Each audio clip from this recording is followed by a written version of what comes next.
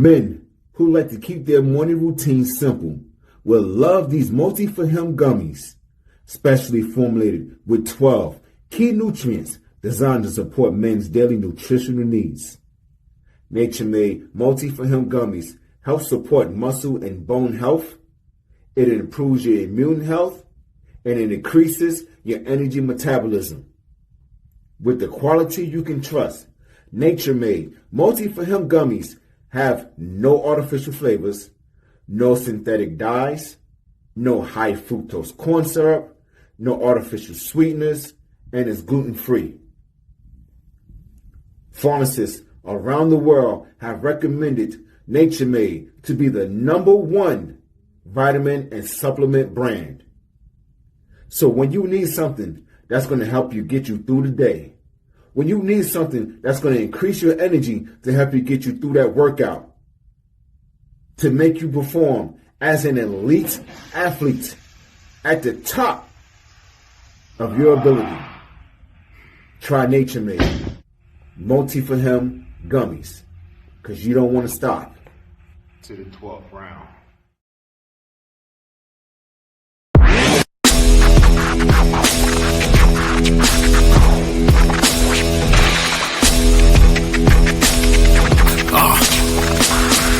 Hey, welcome to the Terror Dome. You should be heading home, cause you could bring all of your ninjas in the Technodrome. I rip right through your flesh and bone and mental capacity. Flood your mind with atrocities and copious tragedies. This dark Sabbath is a lesson in street. The whole church of the ghetto feel the words when I preach. Amen. Let the Lord say a prayer so they don't end up in front of someone banging their trigger. Living life like a war pig. Fuck the law, I'm getting mine. Let the others figure what the cost is. Purchasing the fortress on gorgeous acres enormous. Car park full of foreigners and women just waiting on us. We living the dream.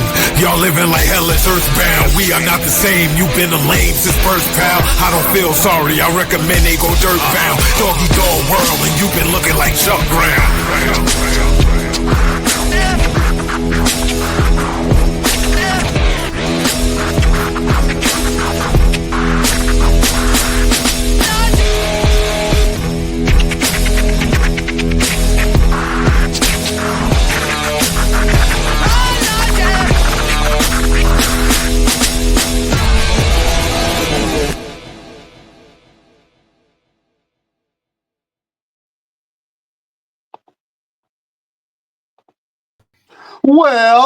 Well, beautiful people, best damn nation. It is Wednesday, and you know what time it is. It is the Best Damn Wrestling Podcast.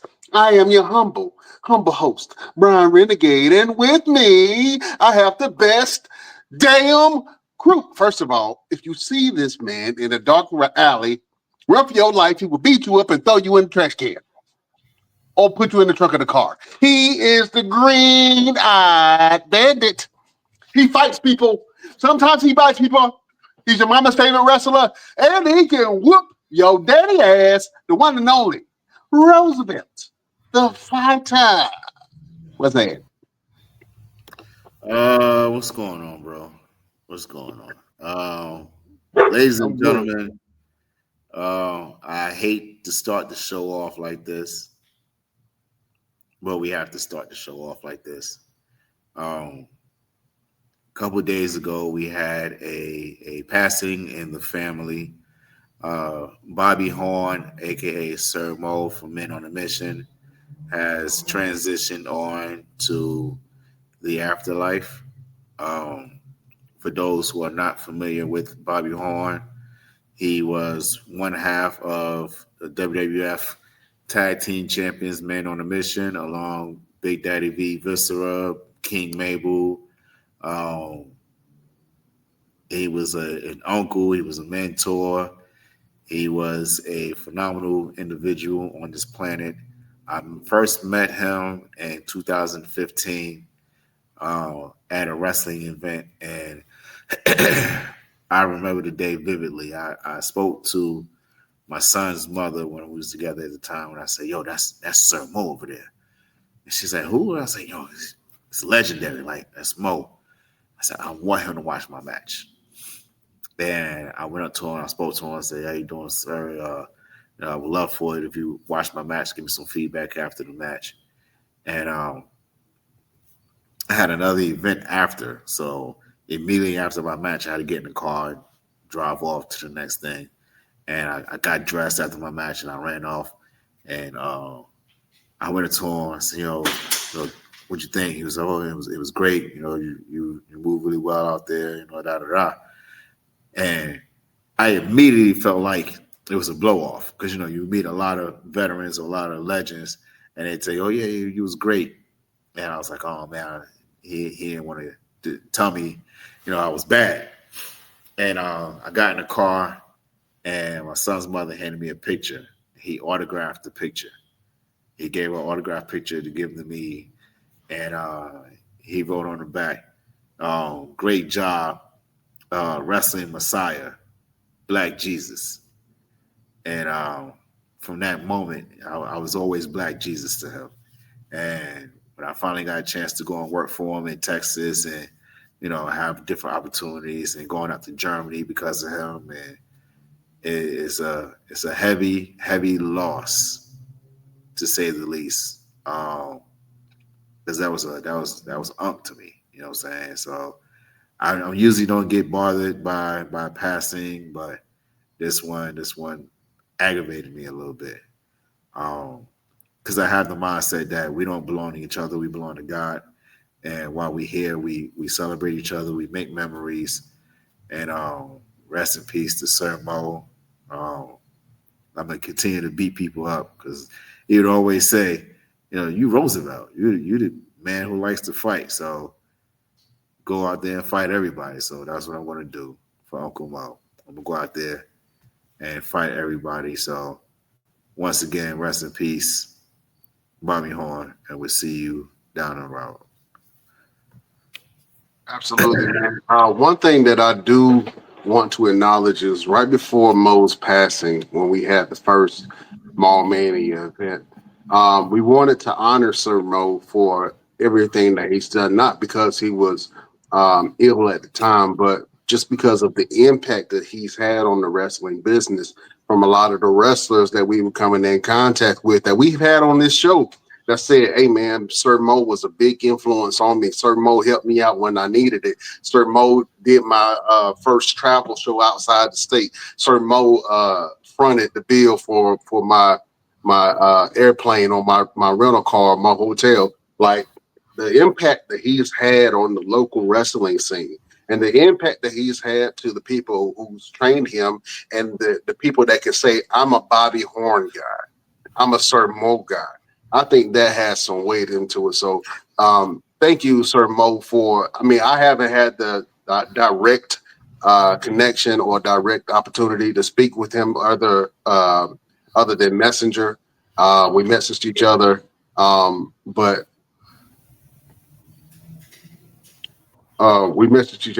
for Sir Mo to, kind of accept the podcast and just give us pointers and show us love and repost our stuff, man, I will forever be grateful for that. So shout out to Sir Mo. Long live Sir Mo. You know what I'm saying? And we're gonna miss you, man. And I know a lot of people are hurt right now, just because of your passing, but the amount of people that you've touched and the influence that you've left on this world will not be forgotten. So thank you, Sir Mo. And long live Sir Mo, man. Long live Sir Mo. Absolutely. There is a it's like a GoFundMe. They're trying to put together some money for funeral expenses to bring him home to North Carolina to be buried next to his mom.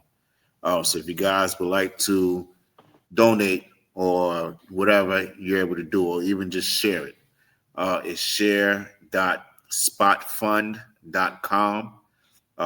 It has been put together by Jessica Maldonado. We will have it on the Best Damn Wrestling Podcast Facebook page. If you guys want to go to the link or share the link, every little thing is helpful. Mo was one of those guys who he would give you his last dime and then try to figure out whatever he needed to do for his own bills. So it's only right that we do whatever we can for him because he did everything he could for everyone else. For everybody. Yeah, so shout out to Sherman. All right, we got. I know when people see it's going to be controversial already. At first when he came on, I was like, "Who the heck is this?" It threw me off a little bit. I did not know who this was. Please announce yourself. It says Fire Triple H. Please announce yourself. What's going on, y'all? It's the villain. I'm back. Oh man, I knew. I felt the chill down my spine. Pure Evil just came onto the show. What's happening, Pete? What's going on, man? How y'all doing? Oh man, we good, man. It's Fire Triple H already. Boy, you come with the mess. Boy, you come with the mess. Put a profile picture on the thing. I don't see no white circle. No blank screen. Blank space. Yeah. Let people know who he is, who you ain't. The world famous LP is in the building. It's been a while, P, man. You've been planning your show. How is everything going? Slowly but surely, man. You know how that go. Yeah. You excited about it? I'll be excited when it's over. Yeah, I know what you mean. Tell the people what you guys going on. Man, of course, it's all doing photo shoots, same old. But I got a fashion show, a lingerie fashion show November the 8th in Raleigh, North Carolina. So right now I'm working on that, and I'm actually working on a couple of other things too. So that's why I just kind of really been caught up. I'm working on 3 events at the same time. Boy, you're brave. You're brave. You hear me? Yeah. Y'all make sure y'all go check out LP and everything that he got going on. His events absolutely shut down the city and they always sell out. Make sure y'all go support the boy LP and everything that he got going on. So, yeah, I'm excited for you, man. I'm excited and I'm proud of you because you make moves by yourself. You don't wait on nobody. You don't wait for approval. You don't have all the pieces together when you get started, but you always put things together where it need to be. And that is a very challenging task, man. So you were very talented in that fact. And if anybody knows about LP's productions, man, he definitely does it up to the T. So I'm excited to see what you do, my friend. I appreciate it. Yeah, send that flyer over to Roosevelt so you can upload it and we can show the people at the end of the show. Okay, but yeah, man, you came with the heat. You know what I'm saying? As soon as you came, your name, Fire Triple H. I think it is pertinent to do it. I know we haven't done it in a long time, but you came in hot, so I want to do it. It's been a long time since we've done this. Beautiful people, prepare yourself for a little tough talk with LP. Oh my God! Oh my God! Oh my God! Oh my God! All right, Pete. So we're gonna touch on a couple of things, man. First of all, your handle says Fire Triple H. Please give an explanation, sir. Man, there's a fungus. There's a foot fungus, a butt fungus. Not a foot fungus. A toenail fungus, any kind of fungus you can think of right now in WWE, and his name is Triple H. Like, I think we all been watching wrestling our whole entire lives, pretty much. That's what we'll be doing. We in our 40s, and I know I'm in my 40s. I know you in your 40s. I think Roosevelt, you in your 40s, right? Yeah, we all in our 40s. Yeah, so speak for your old ass selves. I'm 39, sir. Oh, that's right. You ain't 40 yet. I'm a baby. Yeah. My bad. But we've been watching it our whole lives, man, and this is some of the worst booking I've ever seen in my life. It's so crazy. And Triple H is to blame, man. Triple H needs to be fired. I don't even know who needs to replace him. And it ain't the Triple H. His whole regime, Road Dogg, that his whole squad, they need to get fired, man. It's just fumble after fumble after fumble that this man, he fumbled John Cena's heel turn, the biggest heel turn since Hulk Hogan fumbled. He fumbled R-Truth. Y'all say fire R-Truth. Y'all bring back R-Truth. He's Ron Killings. Then let's go back to R-Truth without no explanation, no nothing. He fumbled Bray Wyatt's return. Let's not forget about Bray Wyatt's return was also under Triple H, one of the greatest wrestling returns. CM Punk. Have y'all seen CM Punk? Because that ain't the CM Punk I remember. That's not the CM Punk who goes against the grain and goes against that's not the sit down and drop a pipe bomb promo CM Punk. He fumbled the New Day. As much as I talked about the New Day went heel for what reason? And now they back to what I don't even know what the hell the New Day got on. It's so many things that Triple H. You would think that they were widows. They're grieving, man. Let them boys grieve. They're grieving. Man, they grieving for their career, bro. Come on, man. Like they got to do something. Yeah, I'm tired of watching Kofi in pantyhose and tight leggings and weird hats, Beyonce hats. You know what I'm saying? Just and it ain't got no purpose. It ain't got. They wasn't even trying to get the tag belts back. You know, it's funny that I forgot I had tag belts until last week when the boys lost them. They ain't defended the belts number like once. So it's like Triple H. People talk that trash about Vince McMahon. Vince McMahon had his flaws. Yes, Lord, he had his flaws. But the man, they got logos on the tables. They got a Slim Jim logo on the daggone table. Yeah, like it's a Slim Jim table, man. Come on, bro. Like you can snap it to a Slim Jim when you slam somebody to the table. Yeah, oh yeah. that man has not made and it's so funny because we went from WrestleMania a couple years ago to now. What is WrestleMania gonna look like coming up? It's gonna be trash.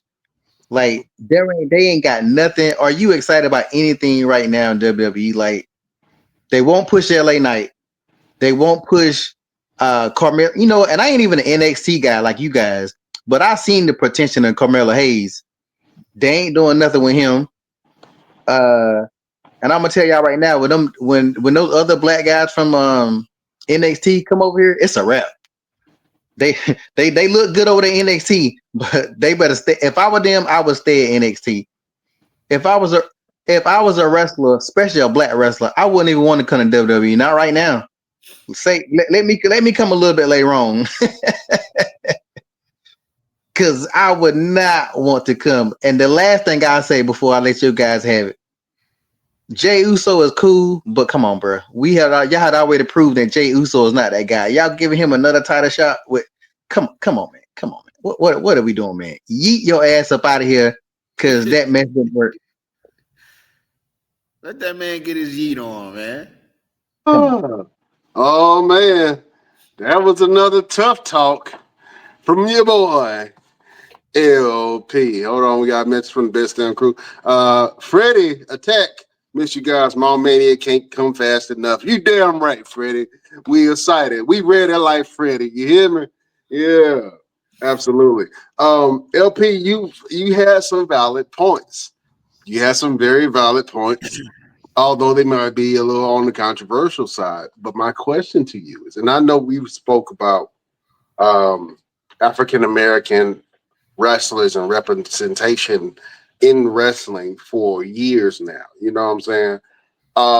Let me ask you guys another question, a real question. And since Freddie just popped in, it just makes sense to me. It seems like WWE really doesn't know what to do with their luchadors and their Hispanic talent.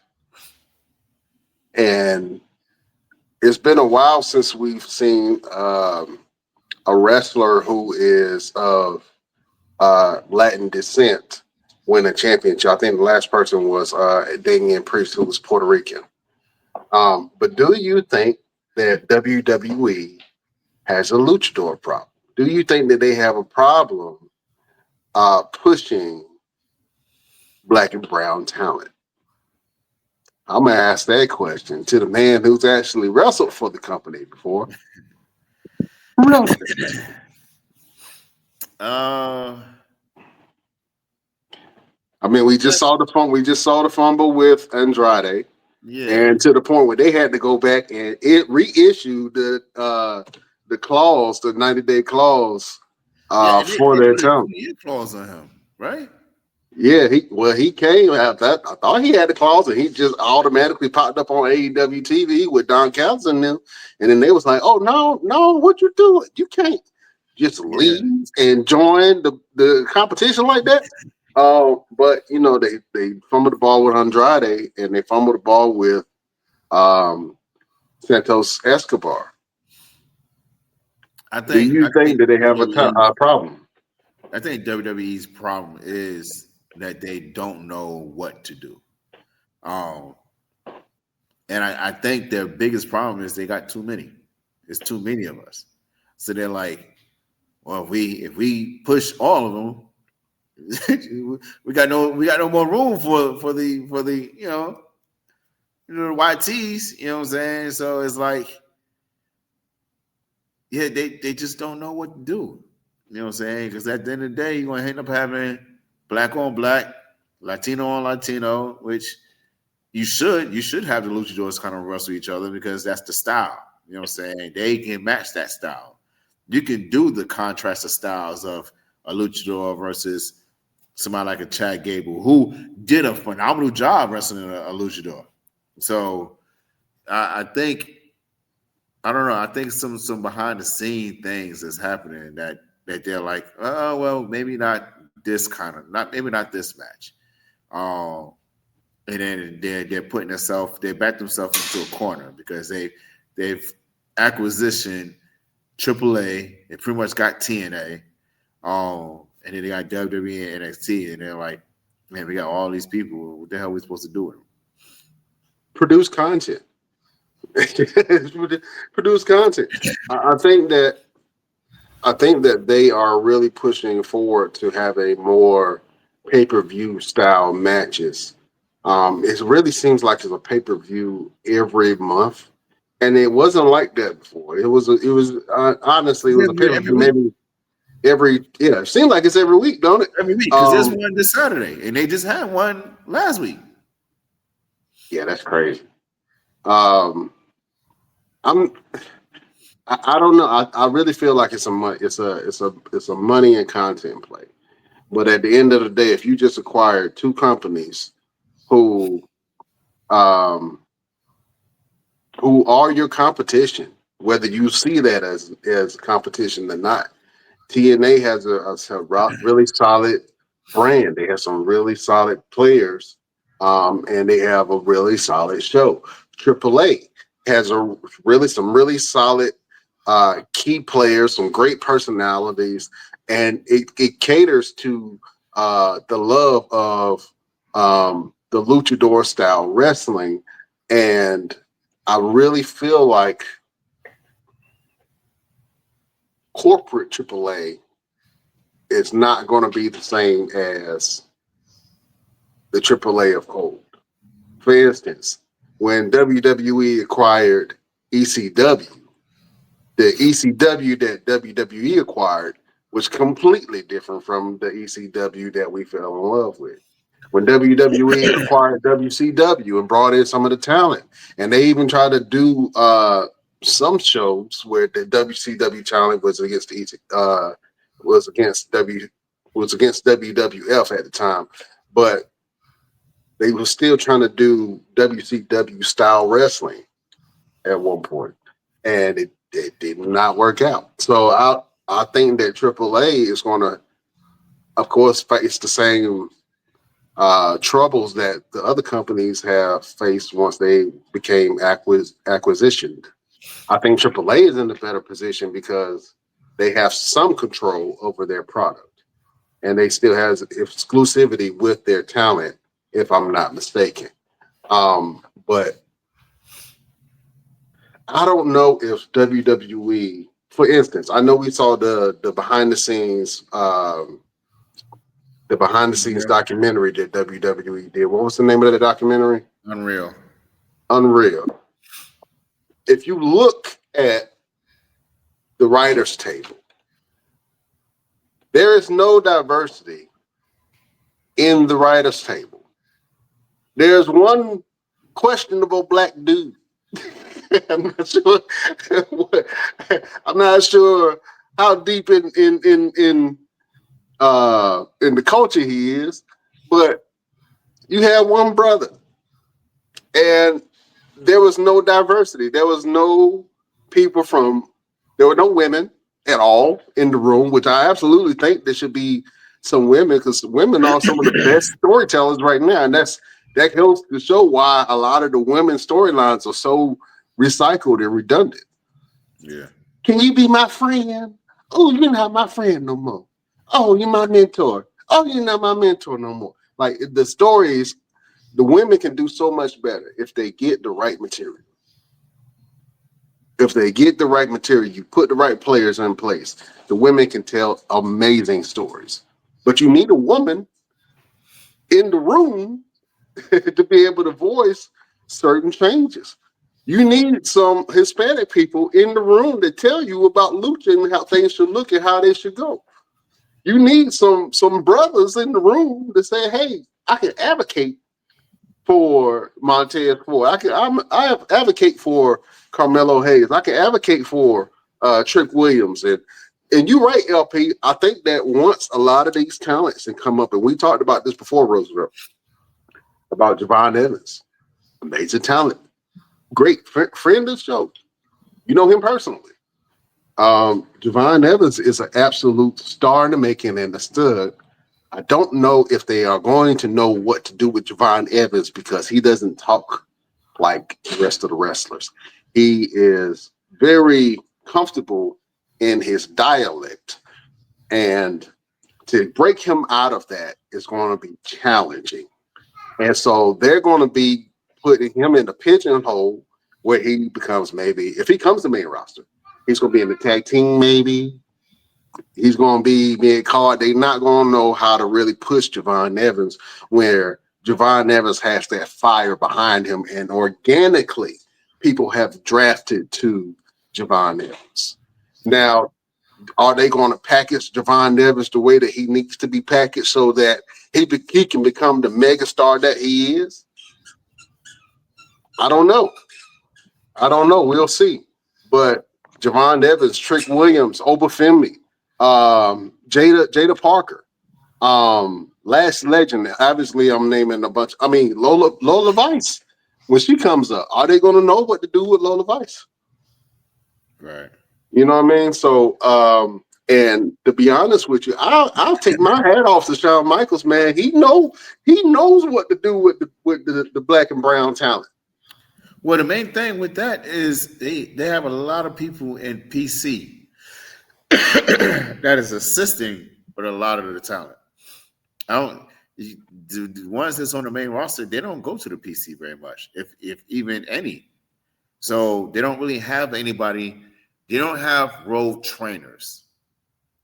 The NXT have trainers that are right there in PC. They can say, "Yo, do this, do that." I just read that TJ Perkins just went down there as he's been brought back to the PC as a guest host, coach. So he's going to be able to help with a lot of the luchadors that they have, with AAA and everything else. So I think that's the biggest thing. I think that would make the biggest difference for WWE. If they got some coaches that were road coaches that could help the guys that are on WWE, then that'll give the writers a lot more a better idea of what to do with them and how to put these matches together, because they can see it a lot better and they can get some more insight from the coaches who can say, "Yo, this one and this one can do this." You know what I'm saying? And then they can write it in a certain way, so that way they don't have to recycle everything. Because even with Seth Rollins, I saw where they somebody did a comparison of when he turned his back on Roman Reigns and formed his own faction with J&J Security. And then he messed around and won the Money in the Bank. He cashed in. He got the championship. he defended his title against the main person that beat him, and then he ended up getting injured and having to drop the belt. Same thing happened all over again. So it's like, is it recycle? Is it Seth Rollins' bad luck? You know what I'm saying? Is Seth Rollins running into some bad luck because you had the same thing happen to you the same way, and you really can't write that too much. Multiple times. Yeah. So multiple times. Yeah. And shout out. Well, I guess, I mean, Seth Rollins, his real name is Kobe Lopez. That Lopez came from somewhere. So you know, he got some brown in there somewhere. Shout out to Kobe Lopez, aka Seth Rollins. But that's a real question. And this is not a race thing. It's more of a cultural thing of, can you keep the culture of certain characters alive when they go mainstream and change? For instance, I know that the Samoan culture is prevalent, but when you see the Roman Reigns and the Jey Usos and the Jacob Fatus and all of those, they have those reminiscences of their culture, but it's not forward leaning like it used to be. Right, like the Usos. Like the Usos, when the Usos used to come out and everything. Now they just regular street guys. Yeah, they black dudes. they brothers. You know, you saw they brothers. The Usos, like he was saying, the Usos used to come out with face paint. They used to have the colorful adornments. The outfits had markings of their traditions, and now all of that is on their ink. And some of their movements, which is a homage to some of their family members, like their father Rikishi and Yokozuna and so forth and so on. But they're not being culture forward like they used to be. You know what I'm saying? Sheamus used to be very culture forward. Now he's not. I mean, he's still Sheamus, banger after banger. But he's not pushing the Irish thing, the Irish character anymore. Right. I mean, he just was when he had the hat on and the bar fights and all that stuff. But a lot of people's identities are in where they come from and the cultures that they connect with. And then when you strip them from that, then they become almost blank when they're trying to figure out who they are, what their character is, where they should go, how they should wrestle, how they should act, so forth and so on. I'm gonna tell the story real quick of you, Roosevelt, and how you transitioned over to Roosevelt. Matter of fact, I'm gonna let you tell that story, then I'm gonna chime in on how you developed it. But you used to go by Victor Andrews. Everybody knew you for years as Victor Andrews. We loved you as Mr. Everything Victor Andrews. And something happened where you got booked for a SOAR event, and you were like, hey, they messed up on the graphic. I'm going to call Unc Sir Mo and see if they can change it. And what did he tell you? Unc said, I'm not changing it. Be mad, cut a promo about it. And I was like, well, dang, this is kind of messed up. Huh? Okay. and Absolutely. And the moment I did, it felt so natural. You know what I'm saying? Because it was me. It wasn't me being a character. It was me. And ever since then, I've been scaring the hell out of everybody. But it worked. You know what I'm saying? And that's one of the things that, you know, Unc was seeing somebody, and he would forcefully, but not forcefully, put you in that direction, because he's like, yo, try that. You know what I'm saying? Without telling you to try it, he would just put you in that position like you had no choice but to try it. And either way, it was either going to work or it wasn't going to work. But go ahead, continue what you were saying, Brian. Yeah, so in this case, it ended up working, man, because you ended up taking on the persona of Roosevelt, you started adding pieces of your culture to your character. The Brownsville bully kind of culture, the suit wearing, and then being very dramatic. The New York swag. You really started adding all of those pieces of your upbringing and your culture into your character of what you have now. And now the final presentation is Roosevelt, and now everybody is scared shitless of you, and I don't know why. They won't scared of they won't scared of Mr. Everything, but they scared of Roosevelt. And I don't know what that is about. You know what I'm saying? But when you don't have the representation in the room, I think that questions and inquiry and doing a little bit of historical reference to some of these people and where they draw their inspiration from would definitely help develop their characters. And then in turn, you have key players that you can place and tell different types of stories. Because we feel like all the stories are told. That's why we see a lot of stuff that's recycled, but it's not. There are plenty of stories left to tell. And when you have a very diverse group of people in a locker room, you can tell those stories. You know what I'm saying? I know for the Mall Mania event, I looked at it, and our event is heavily on the African American side. That wasn't intentional. It's just a lot of great wrestlers. They just so happen to be African American. You know what I'm saying? In the area that we were looking at, but also being able to tell different stories and then adding different people to that have different cultures. Like for instance, when we started bringing up Maverick and you know he started shaping his character to who he is now, and kind of developed into this like Yakuza like boss character, which is really cool. But he brings a certain element to the shows and can tell stories and really gives a lot of depth into his culture and who he is through his character work.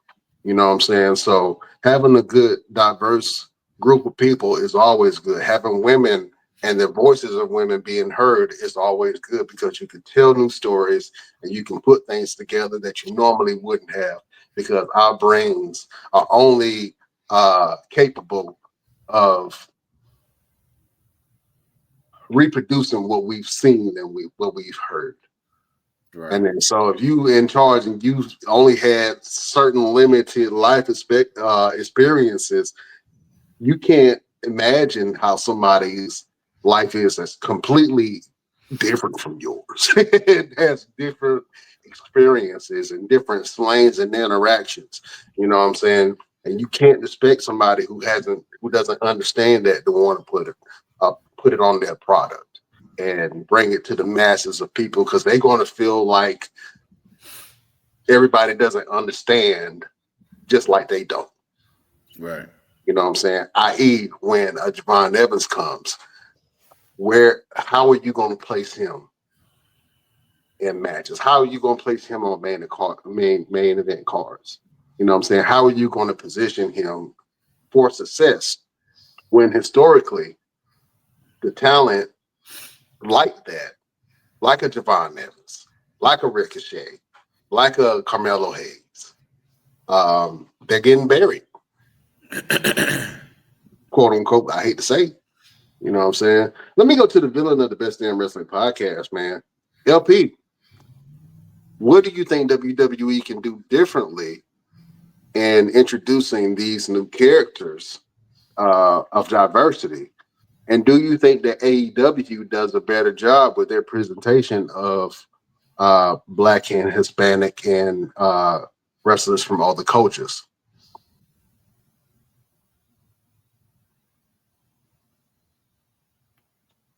LP. I'm sorry, I was muted. I really think if what Triple H said months and months ago, he was like, "I don't see color," which that was a bullshit response. But let's say he really didn't, as in treat the wrestlers based on their skills and not by the color of their skin or whatever like that, and we wouldn't be having none of this. If they booked if they let the black people and Hispanic people just be black and Hispanic and wrestle, it's not gonna be any different. It will still be good shows. Look back at WCW days when you had your boy Conan. Conan was the most Hispanic guy you could ever put on in the wrestling ring. He was like super duper Hispanic, but he still put on. They didn't really separate him. You know what I'm saying? He still was able to do his thing and not be put in a Hispanic box. You know what I'm saying? Because they really didn't have a whole lot of Hispanic wrestlers. Look at Eddie Guerrero. Eddie Guerrero is another example of that, where you just let Eddie Guerrero be Eddie Guerrero, but Eddie Guerrero could wrestle against The Rock. He could wrestle Triple H. You know what I'm saying? I think the problem is they're trying too hard to think that they have to do that, and that's why they don't know what they're doing. Treat Carmelo Hayes not as a black wrestler, but treat Carmelo Hayes as a wrestler and let him do his thing. Because when you try to control the narrative of let's make him like a black wrestler or whatever, that's where I think they fail. I think AEW does a better job at it. I mean, AEW has its problems too, but like what they're doing for the Hurt Syndicate, they're kind of letting them do their own thing. You know what I'm saying? Instead of trying to, you know, I guess what WWE, if you look at all the black wrestlers on WWE, like now they're not letting not one of them get shine. There isn't now the TV time. Yeah, Carmelo Hayes is getting his TV time. R-Truth, when he is there, he get his TV time. The New Day, they get their TV time, but we're not talking about TV time. Like who's actually shining right now? You know, you look in the past where we had The Rock, even though The Rock ain't really counts black, but if you want to say The Rock, we still have Booker T. Booker T would always get his shine. How dare you, sir? Come on, that's a whole nother argument. That's a whole nother argument. The Rock don't even consider himself black, so we're not even gonna use that. And two, you want to talk about what you guys were saying earlier? How when you talking about the Samoan culture, how they don't show that culture because they have them acting like black people. Jacob Fatu, they really changed him when he first got there to made him extra. They made him Bad News Brown. They pretty much, you know what I'm saying? They pretty much made Jacob. It's like they told Jacob Fatu act extra black. You know what I'm saying? The Usos, they don't act like Samoans. They act black. So I think with all the Samoans, they give them a black kind of I don't know what the word I would use for that. But the actual black horde, yeah. But the actual black people themselves, they're not letting them do what they need to do. So my whole thing with the whole NXT thing is one of the reasons why I think I don't like NXT is because I don't think development should be televised. Like if y'all watch NXT, so when y'all see a character from NXT coming to WWE, y'all already know what you expect or you know what you might get. When they was going to OPW and all that kind of stuff, when they came over, we never heard of Brock, we never heard of John Cena, we never heard of Batista. They was over there at OPW. We didn't get to see OPW stuff. So when OPW, yeah. So when they came over to the main roster, they were just wrestlers. You know what I'm saying? Until they end up becoming who they were. Most of them didn't even come over here and be the same character. Where maybe Brock when he first. But like, I think they should just let those wrestlers, or if they do come from the main roster to the main roster, bring the vignettes back. You know what I'm saying? The vignettes were some of the best things that wrestling ever had. Like if you got, instead of trying to make it a shock appearance, build it up a little bit. When's the last time they built somebody up? The last time they built somebody up was that guy that beat Roosevelt up, and then the guy. Hey, watch your mouth. The Vermeer Verro, whatever his damn name was. You can't even say the man's name. Veer Mahan. How good was his beat up? You can't even say his name. Damn it! You can say my name very well. Now who winning? He beat you so bad. I try not to think about it sometimes. I try to erase his name. Whatever. But I really think. It's crazy when you watch WWE now and you see the shape that it's in. And it's like, how did they get there? Like, how are y'all not able to look at the stuff y'all used to do? Like, I posted a thing on my TikTok, and I meant to put it in the inbox so y'all gotta get posted. And I posted the Attitude Era, like all the wrestlers from the Attitude Era. And I posted on one of my TikToks, and a lot of people said, people can say what they want to about Vince Russo and all these other people. Everybody, whether they were A-list, B-list, or C-list, every one of the wrestlers in the Attitude Era was household names.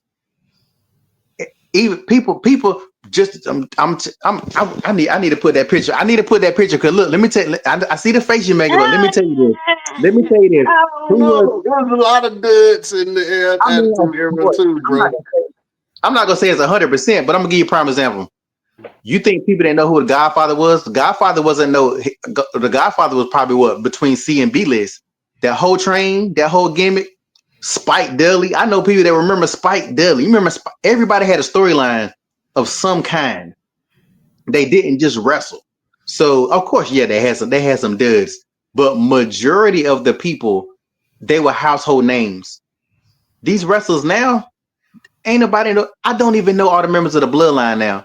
I just know it's short fat one, tall fat one, and don't even know these roles, bro. Like what they and why they bringing them in, and then did somebody come back before, like who cares? Like really, Tonga Loa, like come on, bro. Like don't nobody know these wrestlers, man.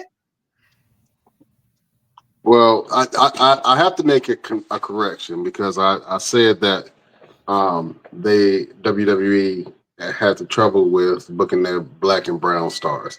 I will say that on the women's division, the women have been killing it, and so Raquel has been killing it on TV. But Stephanie Vaquer, who is our champion right now, she has probably had one of the fastest meteoric rises to fame that any wrestler, period, man or woman, has. From her coming into NXT, obviously she was wrestled all around the world, but she came to NXT, became North American champion, then ended up winning both belts, beating Julia to become to have both belts, and then came to main roster and became a champion in no time. You know what I'm saying? So she's probably had one of the best careers. So I can't say not everybody, but when it comes to the men, I think that they have an issue with now Dominic right now. I mean, that's arguable too. Dominic is Hispanic, but his father is Rey Mysterio. And Dominic has been putting in work, but he wouldn't have got that work if it wasn't for Rey Mysterio, one of the greatest luchadors of all time. So, Nepo, huh? Yeah, Nepo baby. Yeah. Yeah, now we've been calling it Dominic ass Sagi for a long time.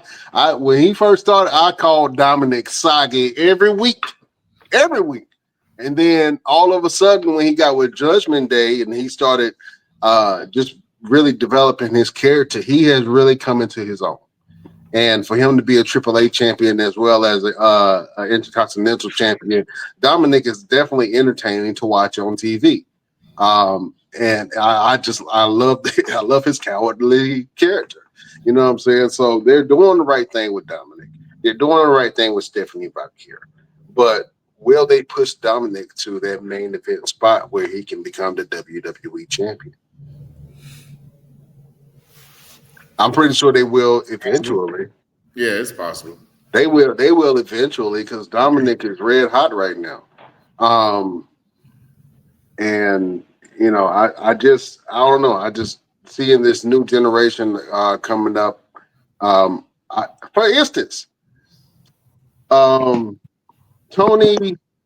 D'Angelo, Italian themed character, mob boss. He has had some great storylines, probably some of the best storylines in NXT. I don't know why he's not on main roster. And I don't know if it's like because he's injury prone or whatever, but he has probably some of the best chops when it comes to storytelling. But the thing is, he's stuck in that Italian character. And can he break out of that cultural Italian character? So it's not just like Black Brown, but we're talking about trying to stay true to who you are. Not like I say, certain people you can make the argument for, like we just talked about Dominic and Stephanie Valkyrie. But when it comes to that main event picture, when it comes to the title runner, who's going to represent the company, WWE, I think they're going to have to get with the times, or they don't have to. They can keep on Cody Rhodes in it and Seth Rollins in it out for the next 3-4 years. You know what I'm saying? They absolutely could do that. But we don't want to see it. I'm tired of seeing Drew and Cody. I'm tired of seeing Cody and whoever on the same 3-4 people wrestling each other on pay-per-views and main events. It's not even good storytelling. Let some of these other upstarts get some opportunities. Let them get some chances. Let's create some new storylines. I'm happy that Ilya Dragunov came and he won the belt against Sammy on SmackDown. What's that? The United States Championship, the U.S. title. Yeah, that was a big shakeup for WWE as a whole. Absolutely, man. Ilya Dragunov is an absolute star. I love Ilya Dragunov, everything he is. Will he, and Rusev too, will they fall into that whole cultural thing where, I don't know. Here's the thing. Here's the thing, and this is something else I wanted to talk about too, is John Cena. John Cena is getting ready to retire from in-ring competition with the WWE. And this last match that he had with AJ Styles, they paid homage to a bunch of legends. You know, we had Randy Orton, we had a Red Edge moment, we had a Miz moment, and I really feel like even a Chris Jericho moment, and I really feel like it was not so much as an homage as everybody is thinking about, more of an Easter egg, more for like a, hey, this is what's getting ready to happen, you guys. A lot of these guys are getting ready to retire or coming up on a time frame where they're like, I don't really need to do it anymore, or maybe I can't do it anymore. You know, like Chris Jericho has been in it for a very long time. AJ Styles is getting ready to have his last run next year. Shinsuke Nakamura is getting ready to have his last run. Edge is getting ready to leave. We had Bubba Ray and Devon have their last match. Me and you know from sources that the Hardy Boys are getting ready to start transitioning on to no more having any more matches. So WWE is going to have to do something, because they're going to put themselves in a situation where you either got to make a superstar or you're not going to have a company, because everybody that has built up the company to where it is now is getting ready to leave. Yeah, they got the clone effect. You know what I'm saying? They've been trying to generate clones for so long that the authentic stars, when they do break through, it'd be such a shock, and they don't know what to do because they've been generating John Cena clones, The Rock clones. You know what I'm saying? All these people, and that happens when you have a school and you have a program and you have, you know, a process in which how you break and bring out superstars. You know what I'm saying? So I think that Dominic was one of those that was a shock, because I don't think they really expected people to start cheering for Dominic. Now, well, real quick, you talk about clones. Let's talk about clones real quick. Let's talk about what the WWE has in terms of clones. You got Braun Breaker, who is a clone of his father, undoubtedly. You know what I'm saying? But he could arguably be a clone of Brock Lesnar. I would say more Goldberg than Brock Lesnar. Okay, Goldberg. All right, I can definitely feel that. Then you have Miles Bourne down in NXT. He's the guy that is hearing impaired. He's the clone of Randy Orton. We saw that when they were standing next to each other and Randy corrected him on how to do the pose. You know what I'm saying? So there's a lot of different guys in WWE that are pretty much being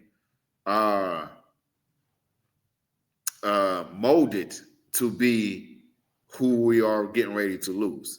But here's the problem. Where are the black clones?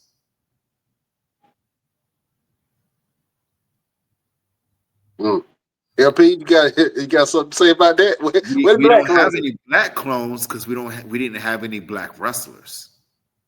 We didn't have any black stars that they put out in the limelight. Ricky Saints is a clone of The Rock, right? I think he might resent that, but yeah. Trick Williams is becoming a clone of Booker T. Booker T, yeah. So they're trying.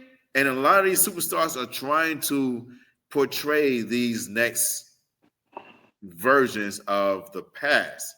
But at some point, you're going to have to let them just be themselves, because if you keep having these guys coming up and these women come up and they're like, oh, well, he reminds me of this person. Well, do they have an authentic self if you constantly being reminded of somebody from the past?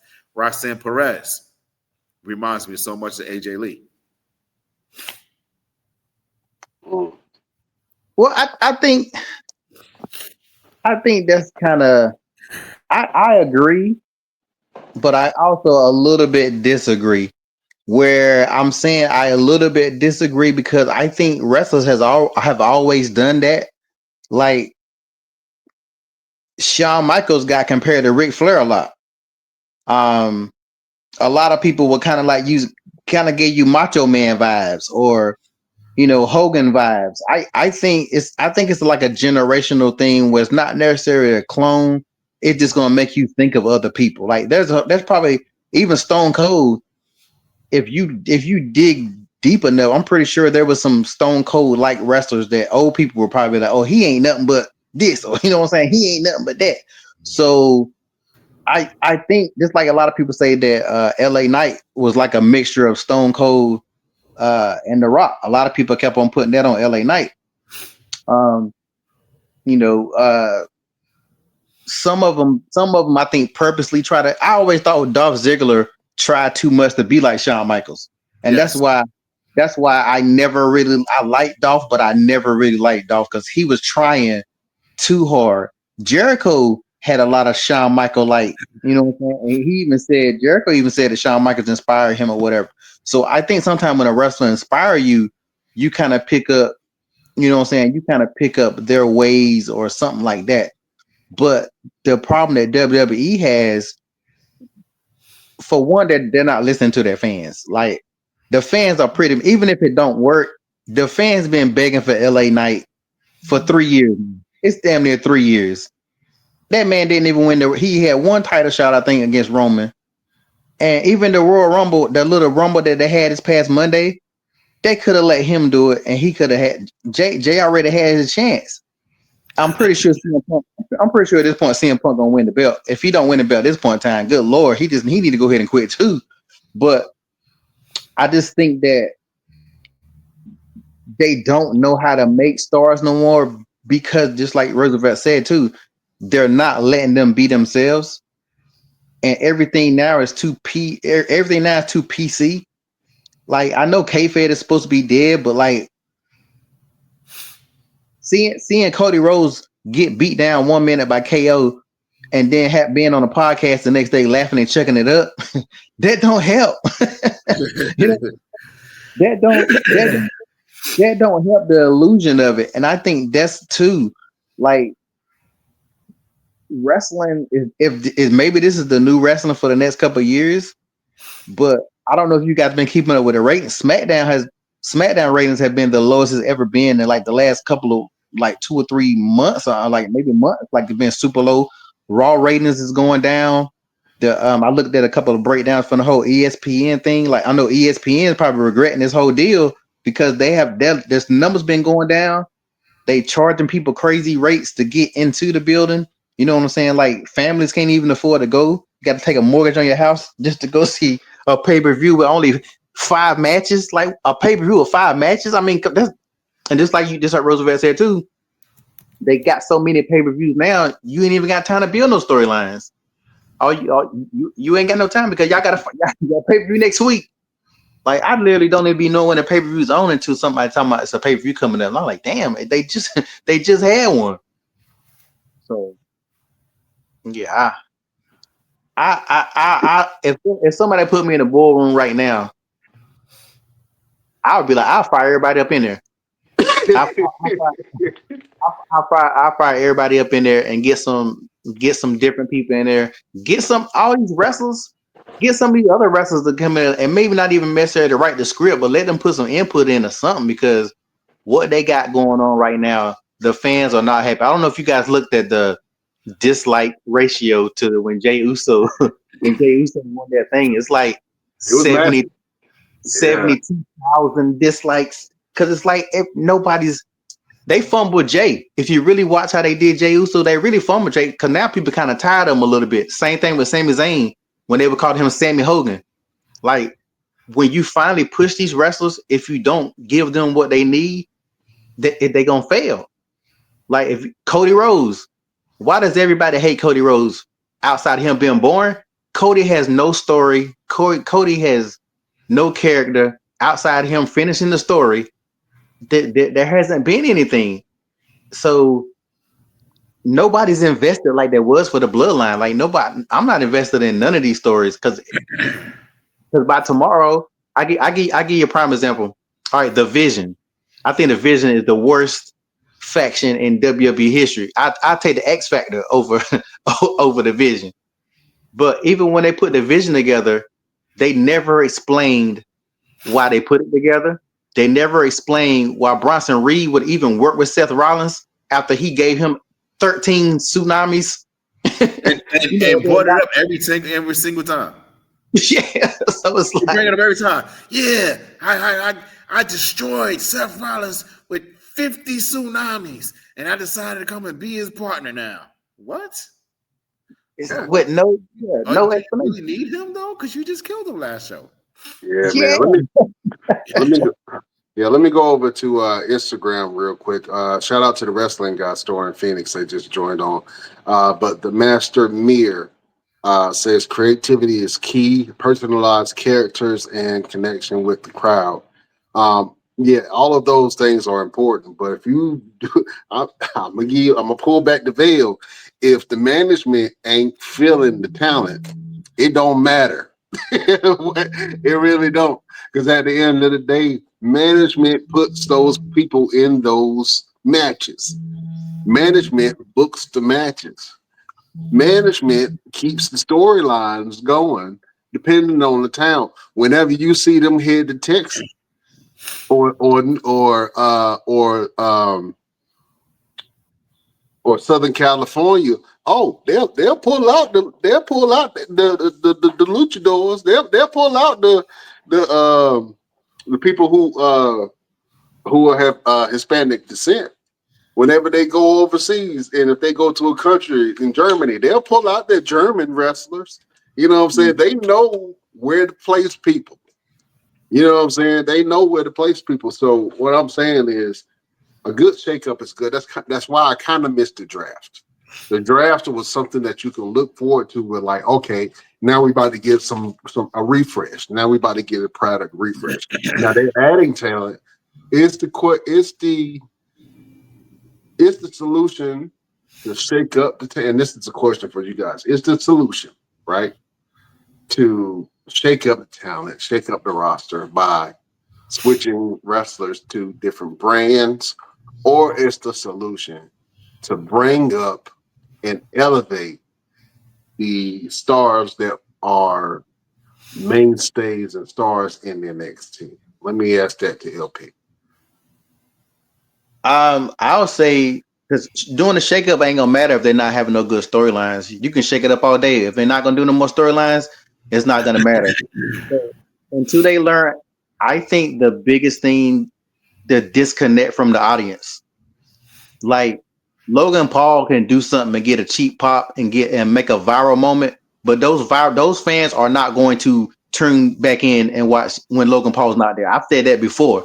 So they have disconnected with the fans, trying to appease whoever they trying to appease, and you're losing your fans. And once you lose your diehard fan, we've been diehard fans, just like I said earlier. Some people watch it, they won't never watch it for until 10 more years.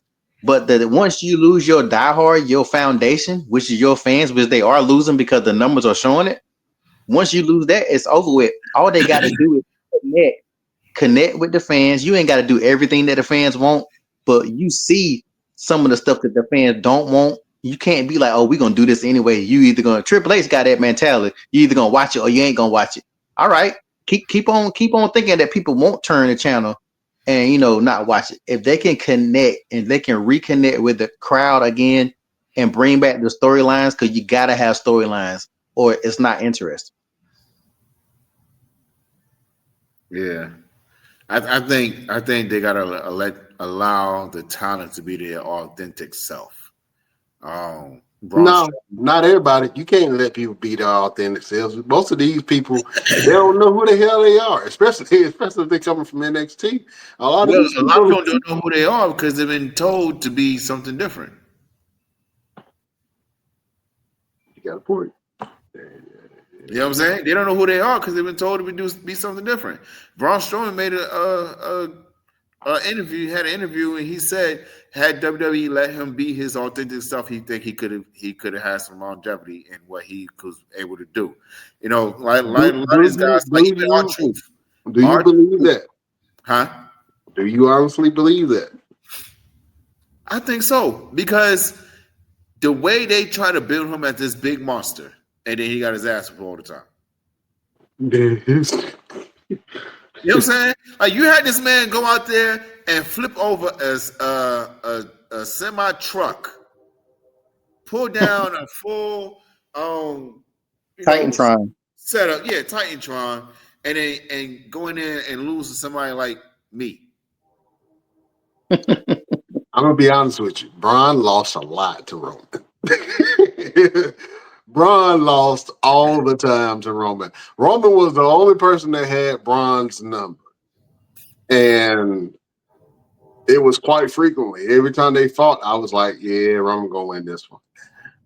But you're right. I mean, you're right to an extent, man. Sometimes you can let wrestlers be themselves and they'll get over. But a lot of times, if the wrestlers are themselves, they don't know how to get over. You know what I'm saying? I think that, for instance, name, and I want to go around the room, name one wrestler on the current WWE roster right now that you believe if they let them go and be their full authentic self, then they will be a bigger superstar than what they already are. Let's go around the room. Go ahead, Roosevelt. Javon Evans. Javon Evans. Okay. All right. LP, who you got? LA Knight. He already there. He's literally at the line right now, but they would not push him through. And I throw an extra one, just a little bonus one. Look at Dominic Mysterio. When they was trying to make him the baby face, that shit didn't work. When they let him, I don't know if it was his idea, but to me that seems more like a vibe that worked better than them trying to make him, oh, he's Ray's son, we love him, he blah blah blah. Nobody was feeling that. But when he became Dirty Dom, that gave him more of a character. And now that's why people are cheering him now, because they finally starting to like him a little bit. I say stay a heel, but that's because I'm just a heel personality. But I see what Roosevelt mean when he let them, if you fail being yourself, you fail.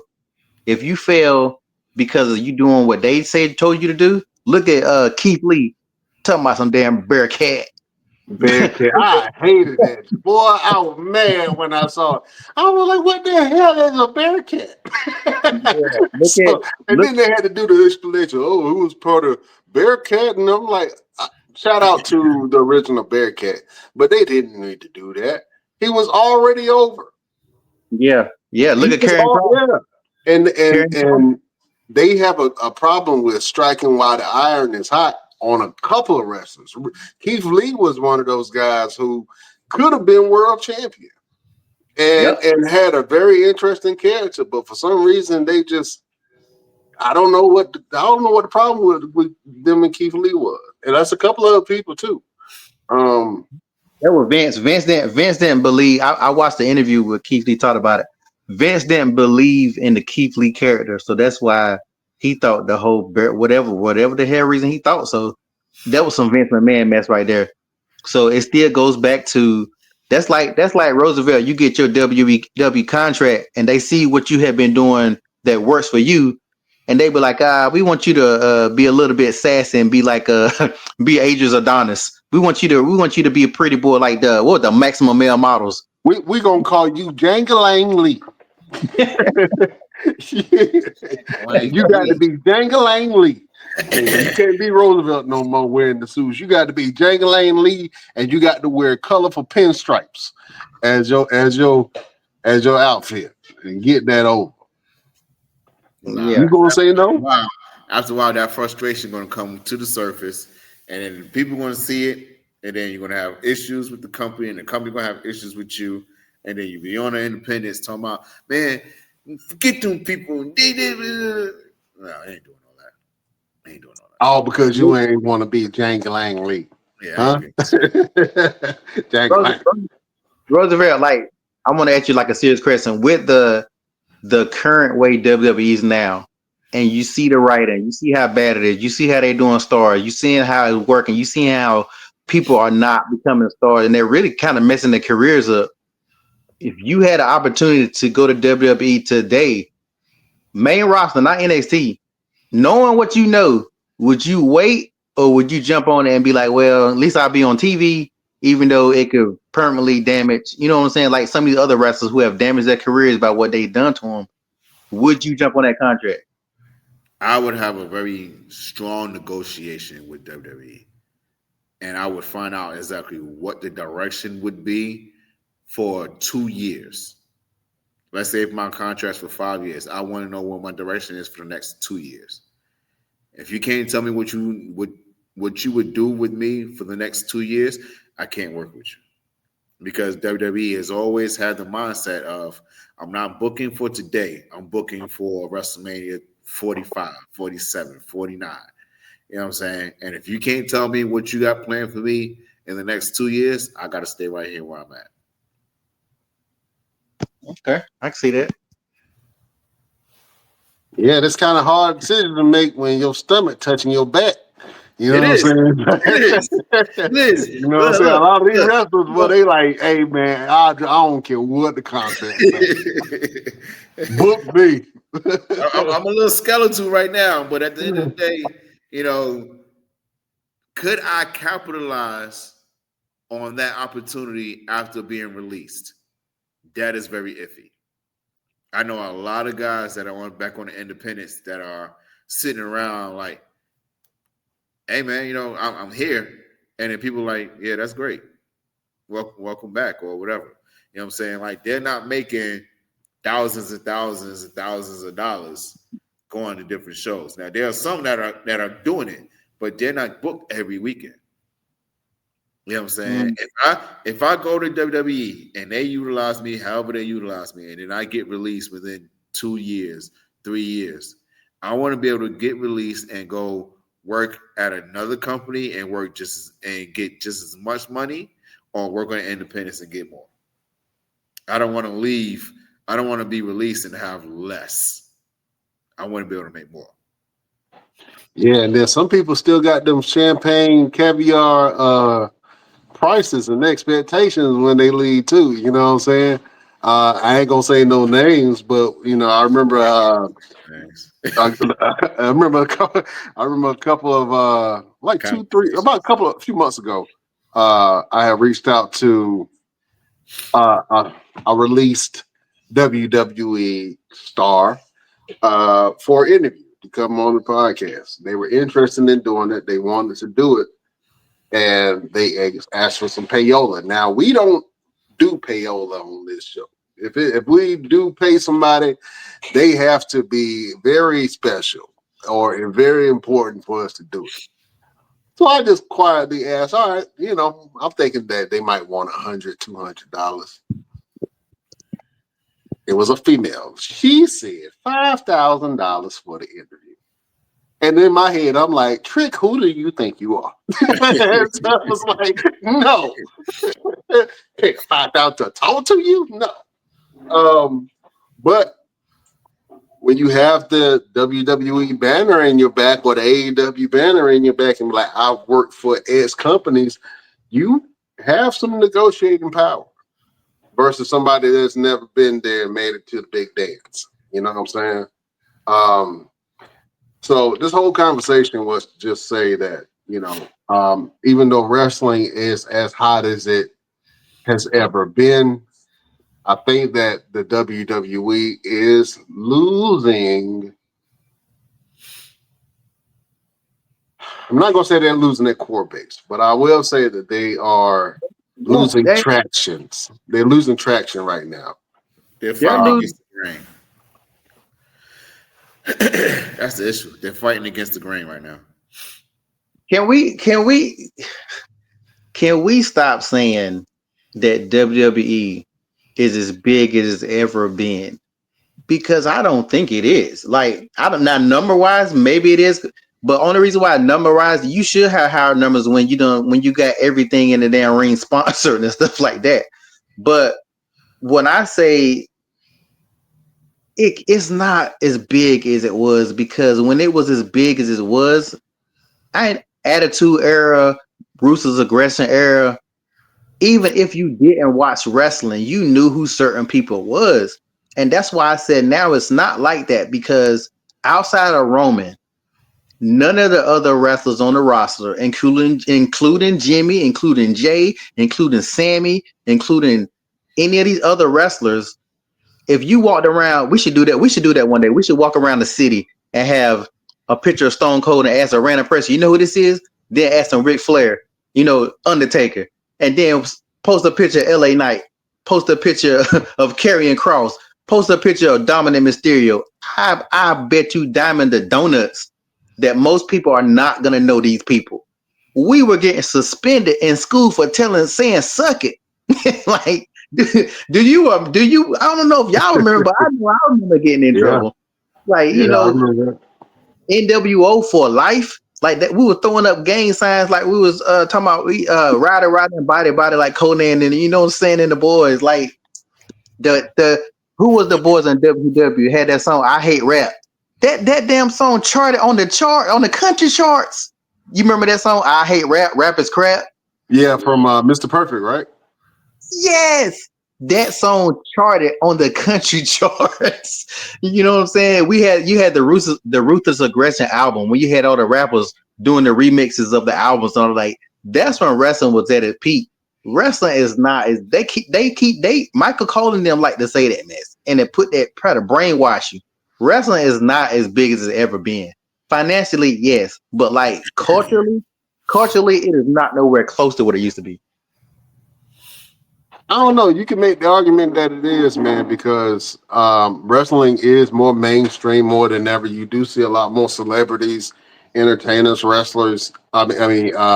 Entertainers, actors that are getting into wrestling again. You go to these WWE live events, and they have entertainers from all spectrums of every genre of entertainment that are there at these shows. Now, obviously, some of them are plants because they are going to be on Netflix and so forth and so on. And so the company puts them there, especially if they have to promote something. But you could arguably say that right now, this is what I'll say. Being biggest as ever been, that's subjective, right? Because in our minds, it's never going to be as big as it was when we was teenagers watching it, going crazy over it. But the reality of it is that WWE has a lot more reach now than they have ever had with this partnership with Disney, with them having all of these international markets and doing all of these international shows. So when you say big, I think it has more reach. I think it has more buying power when it comes to the fans, supporting WWE, no matter if the major companies see it as a loss or not. WWE does have die-hard fans. You know what I'm saying? So we just want to see y'all do better. That's it. It's better. Fans, let us know what you think about the state of WWE right now, state of wrestling right now. Do you like it? Do you enjoy it? Is it the biggest that it's ever been, or is WWE losing connection with their fans? Inquiring minds would like to know, and we don't know, so we're just gonna speculate. All right, fellas, this has been a very interesting dialogue. I mean, the show that we had planned, we did not do. So we were going to talk about main event and all kind of matches and all kinds of stuff. We had videos that we was going to show you and some plugs and promotions, but I think that this conversation was needed, just because it touches on how we as fans feel about the product as a whole, right? And where it is with us. And I can personally say I haven't watched Raw or SmackDown within the last 3-4 weeks. I've been catching clips ever since they switched over to Disney. I haven't been watching as frequently. What does that say? Am I tripping, or is the product losing touch? Do they not have any good storylines going on, or is it? I don't know. I don't know what to call it. I don't know when the last time y'all actually sat down and watched the whole Monday Night Raw SmackDown. I haven't watched SmackDown since they moved from Fox. I don't even know what channel SmackDown come on. So I don't. I just watch. I watch clips. It's a couple of YouTubers I like. Bobby Monsoon. We need to try to get him. I don't know if you ever got to watch Bobby Monsoon. He is hilarious. I'm about to send y'all his link. He does a Raw and SmackDown and pay. He does the reviews all the time. He's hilarious. And there's a couple other people I watch, but like sitting down and watch it. I got Netflix. It'd be Monday, and I'd be like, man, I ain't watching this shit. I'm gonna watch Love Island. Yeah, absolutely. So I think that and to be honest with you, I'm contemplating about going to the show this weekend because WWE comes to Tempe, Arizona on Friday. And I started looking at the tickets and I'm like, do I need to sell a kidney or some feet pictures online to get these tickets? Or do I just stay my ass at home? So we'll see. Are those the cheap tickets or the good tickets? What they running? Those are the cheap tickets. The cheap tickets, well, I can't say it. I will say that they've lowered their prices a little bit. The cheap tickets that I saw were like either 130 or the seat where you over by the entranceway, the back of the entranceway was like $98. So I guess that's a good ticket. But if you want to sit camera side, like hard cam, across from hard cam, you're gonna pay some money for them tickets. Yeah. Yeah. You're gonna pay some money. $300-$400. Yeah. What event? Some money. Is it a house show? Or they don't do house shows. No, it's a televised show. Yeah. Okay. Yeah. Televised show. Yeah, you're gonna pay more than $130 for the ticket. And wrestling is the only thing that I can think of that I would want to pay $100-$300 for, except for like a Beyonce or Chris Brown ticket. You know what I'm saying? Those WWE has now reached Beyonce, Chris Brown ticket prices. Or Super Bowl. Super Bowl prices. You know what I mean? Hold on, fellas. We got a late bloomer. Chef Showtime is in the building. We got the whole crew on the show, y'all. Yeah, the whole crew on the show. What's good? What's up, Chef? How you feeling, man? I'm getting better. I'm good. Hey, Chef, you coming to the Mallmania show in December? This one, I'm definitely showing. This last one, there's a lot of family issues happen at the moment, but I'm going to this one definitely. Yeah, because we need you as a judge for the food truck battle royal that's going to be happening, brother. Yeah, I'm gonna be there. yeah, absolutely, man. Well, now that we mentioned it, let's talk about the event right quick before we turn off. Make sure that you guys check out Mall Mania event if you're in Greensboro, North Carolina, December 14th. In Greensboro, we have the Mall Mania event. It's a charity fan expo, and it's created to raise awareness and money for Blue Hearts for Autism and also community programs and our community partners. So we have a live wrestling show with like 33 very, very talented wrestlers, some very notable people in that roster, and we put on one hell of an event, the first Mall Mania, and this one is going to blow the roof off the building. So we are so excited about that.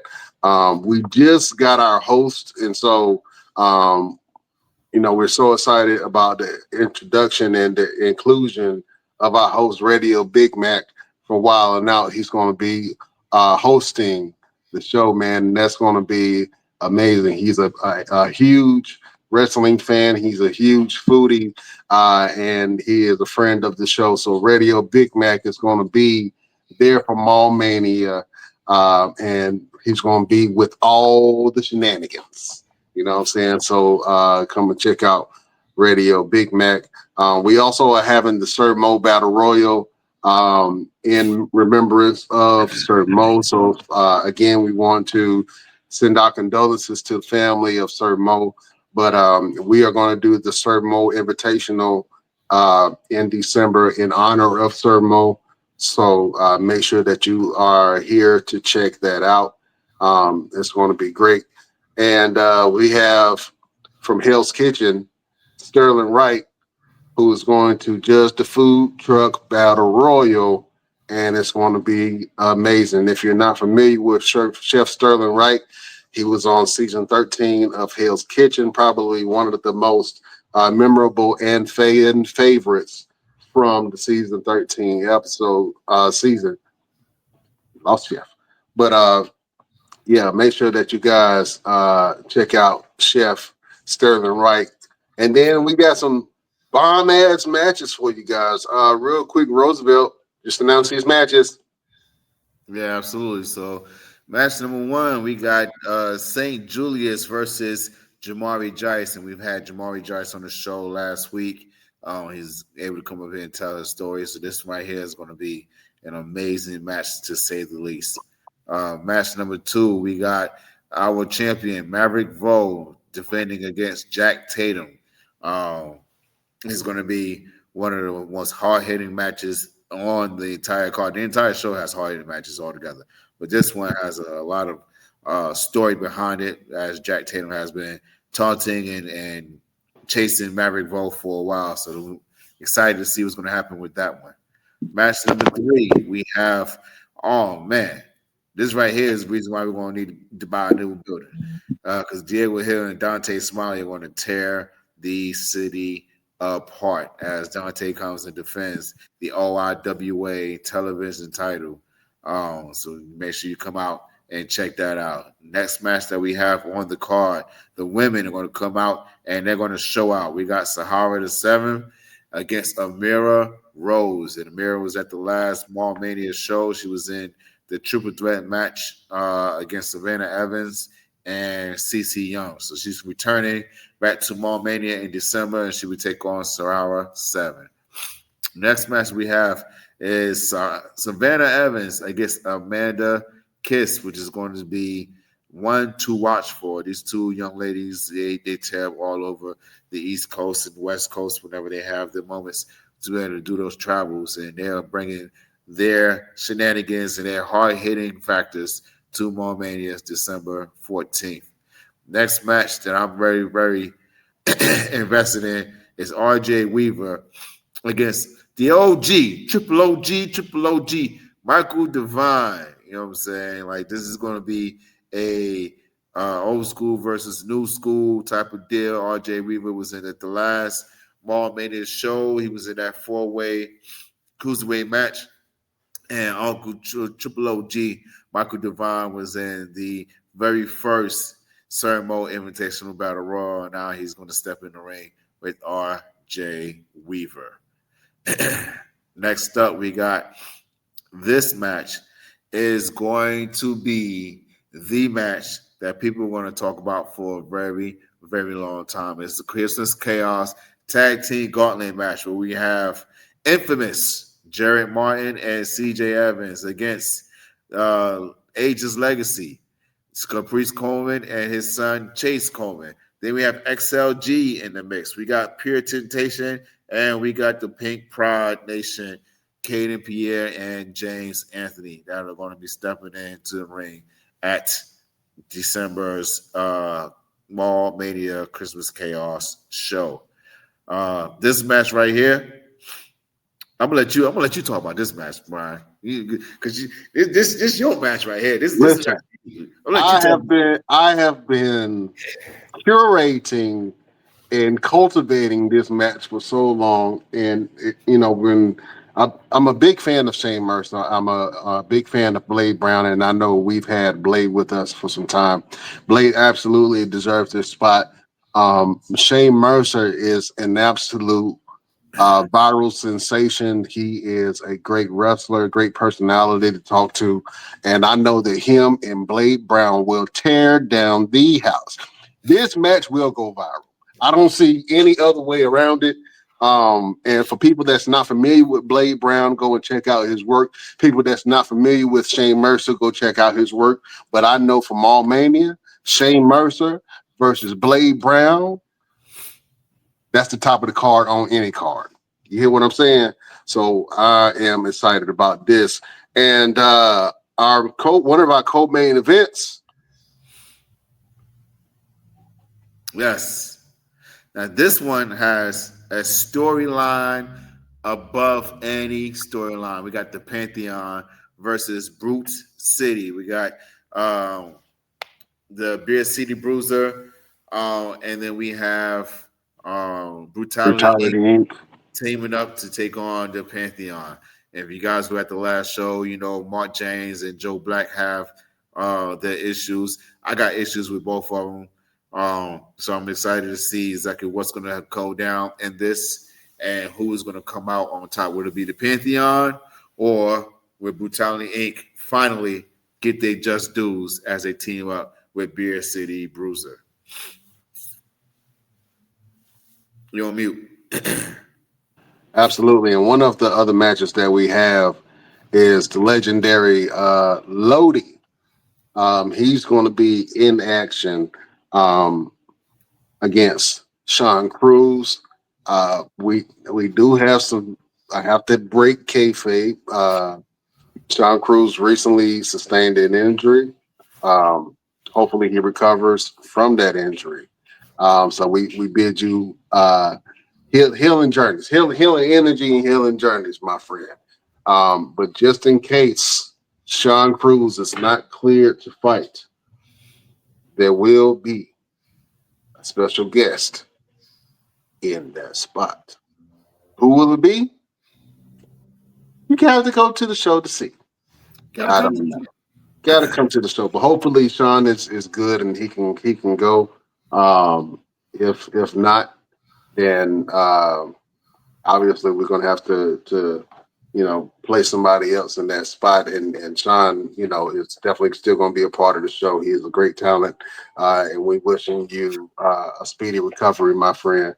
But that match, whoever Lodi faces, whether it be Sean Cruz or whether it be a special guest, that match will be absolute fire too. So shout out to Lodi. Thank you for being on the show. You absolute legend. Shout out to Sean. Shout out to everybody that's going to be a part of this Mall Mania event. It's going to be absolutely amazing, and I can't wait to see the action. LP, you went to the last show, man. What you think about the matches in the event? Oh, I had a good time, man. It was a great event. I mean, I think everybody really did an amazing job, and I think that it was fun seeing a lot of people who typically have never seen a wrestling match, whether it's indie or professional, just get engulfed and just be like, oh my God, like There's people who thought that people died in the ring. Roosevelt was one of them, boy. That Hey, shot from Joe hey, Black, boy.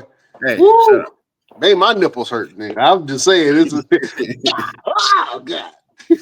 Yeah. But yeah, LP brought up a good point, man. The show was made to introduce people to wrestling again. And if you haven't seen a wrestling show, if you've been to a WWE event, you be like, I need something different.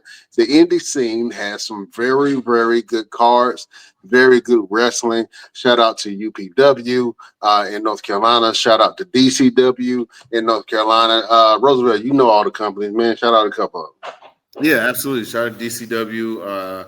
Shout out to AML. Shout out to 5-Star Pro Wrestling, UPW, Newborn Wrestling, Extreme Shock. We got a lot of companies that we work with. In fact, we got a event happening next Wednesday, October the 29th, where a lot of the companies are going to come together. We're going to put on a trunk or treat event for the community. So you guys make sure you come out to 4908 Alpinus Drive, Suite 112, Raleigh, North Carolina. Come get you some candy. Come get you some autographs. Come buy you some tickets. Come listen to some amazing music by none other than DJ Danny Ocean. He's going to be in the building, spinning the ones and twos. And shout out to AML and WrestleCade. That's right. We are going to be at the WrestleCade event the entire weekend, where we will be promoting, talking to people, getting some interviews. Roosevelt interviews. Everybody is coming back for the entire weekend, along with my co-partner that's going to be there, even though I don't like him too much, but I respect him. Alex Evans will be in the building. Yeah, I gotta coexist. Yeah, we gotta coexist. We gotta come to one commonality, so that way we can get to one big goal, and that is to get all of you to come to the Mall Mania event. So you guys make sure you come by our table, buy all our merchandise, buy everything, buy every single thing we're gonna have on the table, because I don't want to leave with nothing. I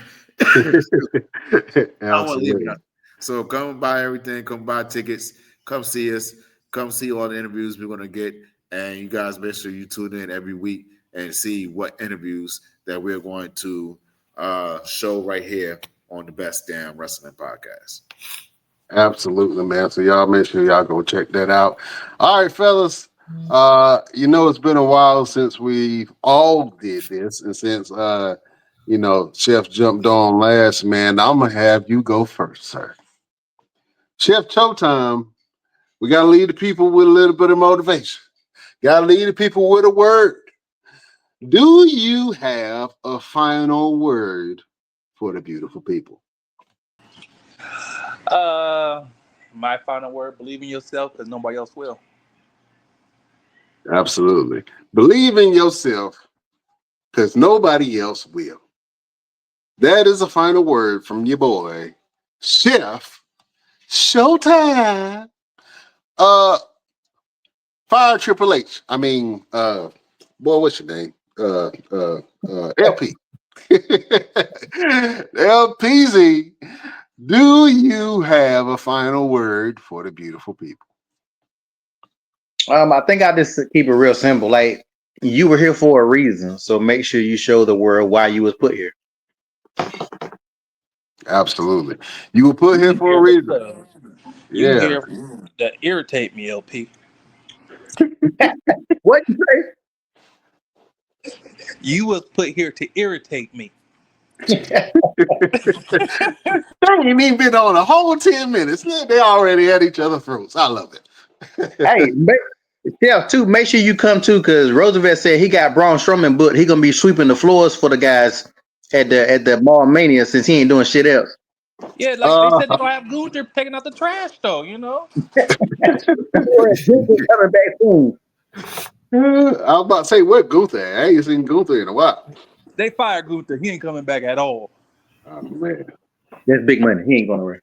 He ain't going nowhere. Oh, man. Roosevelt, do you have a final word for the beautiful people? Yeah, man. Accountability. I know that's a big and tough word for a lot of people. A lot of people don't want to take it, but sometimes that's what you need to do. You need to take accountability for your actions, for your words, for the things that you lack in, and for the things that you can change. Take accountability for yourself, and just be a stand-up person. That's my final word for the Best Damn Wrestling Podcast. Absolutely. That was a great word from your boy, Roosevelt. Well, beautiful people, if I had to give you a final word, there's this term called a go-getter. And a go-getter is a person who is a self-starter. A go-getter is a person who gets things done. A go-getter is a person who doesn't ask for permission.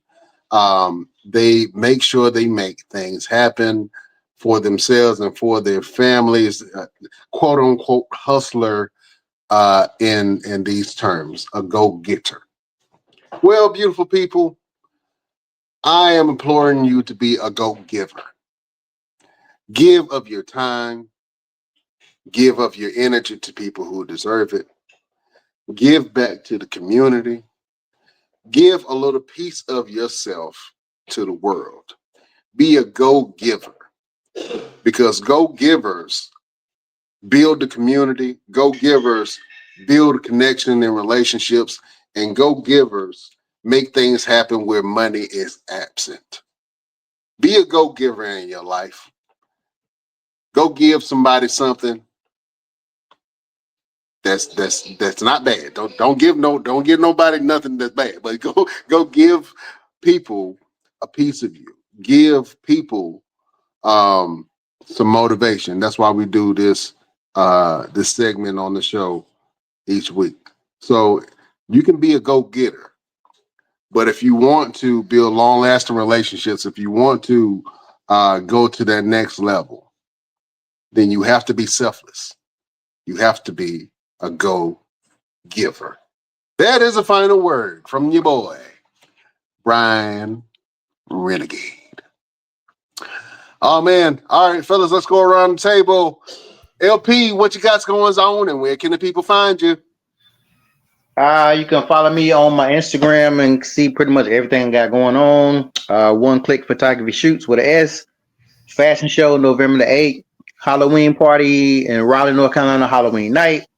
And a couple of other things that's in the works. So just tap in and tune in. Absolutely. Let me borrow $1. That is your boy, LP. Cute guy going on. Chef Showtime, what you got going on, and where can the people find you? Right now, I'm working on getting this food truck, so we can expand our business. Put us everywhere. And you can find me on Dante Carter on Facebook, Chef Showtime Facebook. Yeah. Absolutely. Go follow Chef Showtime and everything that he got going on. And when he get that food truck up and running, make sure you first in line. Roosevelt, what you got going on, and where can the people find you? Man, just wrestling every weekend. This Sunday, I'm in Raleigh for Gouge Pro Wrestling. Next week, I'm in Marion, North Carolina for main event. The following weekend, November the 8th, I will be in Mount Pleasant, North Carolina for Square Circle Champions. November the 20th, I will be back at the Marine Base at Cherry Point. And then the weekend of the 28th, I will be in Winston-Salem, North Carolina for WrestleCade. And then December 14th, we back at the mall, back to do it again. You know what I'm saying? So you guys make sure you get your tickets, mallmaniaevent.com. Get your tickets now because they are selling really, really fast. They're selling faster than the McRib. Okay, every time it comes out, it's selling faster than the snack wraps when it comes out. Okay, I'm hungry. That's why I'm talking about food. Don't mind me. I said, well, you better start eating McDonald's. You know they just found some human teeth in a human ring. Don't do that. I'm sorry. Allegedly. Don't do that. Allegedly. But make sure you guys follow me on my TikTok, official _ Mr. Everything. No, I ain't changed it yet. Don't judge me. Judge your llama and your mama. Okay, I just been busy. I ain't had time. I'm gonna get to it before the year's out. I'm gonna change it. All right, just give me some time. But you guys make sure you follow me on Instagram as well, Roosevelt the Fighter. Absolutely, man. And y'all can follow me at Brian Renegade, see everything that I got going on. Obviously, we got the Mall Mania show that's coming up, so make sure you go check that out. Like Roosevelt said, go ahead and get your tickets now. It's the Wrestling and Gaming Expo. We got the live pro wrestling. We have a WWE 2K25 gaming tournament. We have an interactive live fan zone. We have a meet and greet. Live music by DJ Danny Ocean. We have an express hiring event. So if you are looking for a job in the greater Greensboro area, make sure you go and check out our express hiring event that we got going on during this event. It's going to be absolutely amazing. So if you're looking for a good job, come on out to the mall, right in smack dab in the middle of the mall, and you can get you a job with the express hiring event. As well as the food truck battle royal hosted by Chef Sterling Wright. So y'all make sure y'all go get your tickets for that. That's going to be great. Try some samples, meet Chef Sterling Wright, maybe get on TV. Who knows? Plenty of things can happen. Also, if you want to do some gaming, if you're bored and you're sitting at home and you need something to do, well, you can go to legacyarcade.com, type in the code, or sign up and type in the code LUCKY2, and you can win money. So you can play games from the comfort of your own home. If you're at work and you got some free time and you need something to do and you want to win some extra money, some gas money, get your luck with the duck. And go to legacyarcade.com, put in the promo code LUCKY2, and you can get your luck with the duck. Absolutely. And then obviously you can support our supporters. Shout out to Nature Made. Shout out to Marriott Bonvoy. Shout out to all of them. It's a lot of them. It's about 14 of them. But shout out to all of them for continuing to support us. So go to the Best Damn Wrestling Podcast.com and support our supporters. You can click on the links and you can get all kind of discounts and all that jazz, man. We also got a WWE store as well. So we're WWE affiliates. Both the show and Roosevelt is affiliate as well. So you can get some brand new WWE merchandise from the WWE shop.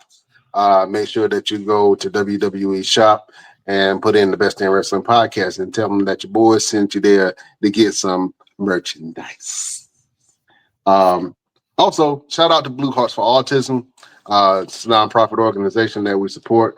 If you want to support Blue Hearts for Autism, go to the website Blue Hearts for Autism, or you can go to the Mall Mania event. You can donate right off the Mall Mania event, or you can purchase a ticket, and that'll go towards supporting our mission of connecting with families and providing resources to people within these communities. All right, that's it. That's all I got. You know what? We're gonna have Chef. Damn it, as soon as I say his name, he just dip off. Yeah, We're going to have LP. LP, me and LP gonna have problems. Oh, LP jumped off. My bad. All right, Chef Showtime. I want you to help us in the show, man. You ready? Let's get it. All right. Just give me a damn. I'm going to point to you. All right, beautiful people, Best Damn Nation, we will see you next week on the next Best Damn Wrestling Podcast. Gentlemen, it's always a pleasure. Chef, you're a gentleman and a scholar. Roosevelt, my dog. Hey, listen, we're going to have one hell of an event. Mall Mania, get your tickets now. This is the Best Damn Wrestling Podcast. Signing off. We bid you adieu.